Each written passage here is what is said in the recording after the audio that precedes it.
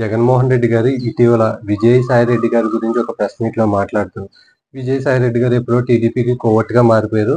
ఆయనకి రాజ్యసభ పదవీ కాలం ఒక 3 ఏళ్ల పాటు ఉన్నప్పటికీ ఆయన రాజీనామా చేసి టీడీపీకి అనుకూలంగా పనిచేశారు అని చెప్పి మాట్లాడడం జరిగింది.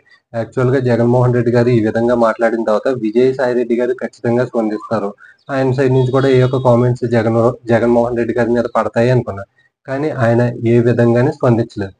కానీ వైసీపీ సోషల్ మీడియా మాత్రం ఈ విజయసాయిరెడ్డి గారిని వదలట్లేదు. పదే పదే ఆయన్ని టార్గెట్ చేయడం జరుగుతుంది. యాక్చువల్గా విజయసాయిరెడ్డి గారు ఇటీవల మంగళగిరిలో ఉన్నటువంటి ఆది శేషగిరిరావు గారి ఇంటికి వెళ్ళారు.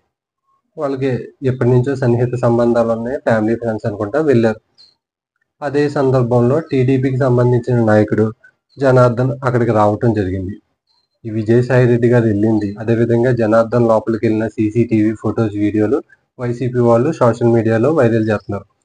విజయసాయిరెడ్డి గారు టీడీపీకి కోవట్టుగా వ్యవహరిస్తున్నారు, ఇదే సాక్ష్యం, ఇదిగో టీడీపీ నాయకులతో మంతనాలు జరుగుతున్నారు అన్నట్టు వాళ్ళు ప్రచారం చేసుకుంటున్నారు. దాని మీద ఈరోజు విజయసాయిరెడ్డి గారు ఒక పోస్ట్ పెట్టడం జరిగింది. యాక్చువల్గా నేను సైలెంట్గా ఉండటం వైసీపీ వాళ్ళకి నచ్చినట్టు ఉంది. అనవసరంగా నన్ను పదే పదే కెలుగుతున్నారు.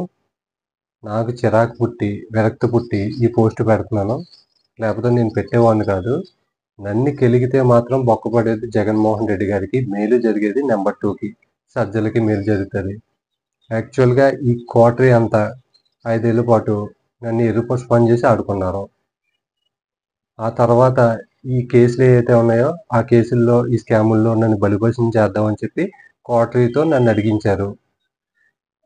గతంలో 2011 ఆ టైంలో 11 కేసులు ఎన్నో నెత్తినేసుకున్నాను జగన్మోహన్ రెడ్డి గారి వలన. ఇప్పుడు కూడా జగన్మోహన్ రెడ్డి గారు వచ్చి నన్ను అడుగుంటే కనుక క్వార్టరీ చేత అడిగించుకోకుండా జగన్మోహన్ రెడ్డి గారే స్వయంగా వచ్చి నన్ను అడుగుంటే కనుక నేను యాక్సెప్ట్ చేద్దునేమో అన్నట్టు ఆయన మాట్లాడారు. పదే పదే నన్ను కెలిగితే మాత్రం ఒక్కపడేది జగన్మోహన్ రెడ్డి గారికే అన్నట్టు ఆయన మాట్లాడడం జరిగింది. నేను శేషగిరిరావు గారికి ఇంటికి వెళ్ళాను. అతను నాకు సన్నిహితుడు, తెలుసు ఎప్పటి నుంచో. నా కూతురు పెళ్ళికి కూడా వచ్చాడు, సో అందుకనే వెళ్ళటం జరిగింది. అదే సమయంలో జనార్దన్ వచ్చాడు, అతను వస్తున్నాడని కూడా నాకు తెలియదు. అక్కడ అతనికి నాకు రాజకీయ విధమైన చర్చలు ఏమీ జరగలేదు, అసలు ఏ విధమైన మాటలు జరగలేదు. ఒకవేళ నేను టీడీపీలోకి వెళ్ళాలనుకుంటే కనుక డైరెక్ట్గా లోకేష్ని, చంద్రబాబుని కలిసి మాట్లాడుకుంటాను, డైరెక్ట్గానే వెళ్తాను. అయినా కానీ నేను టీడీపీలోకి వెళ్ళను అని చెప్పి గతంలోనే చెప్పేశాను. ఒకప్పుడు ఈ పార్టీలు వైసీపీ కానీ, టీడీపీ కానీ, లేకపోతే జనసేన కానీ వాళ్ళు నాకు రాజకీయ శత్రువులు.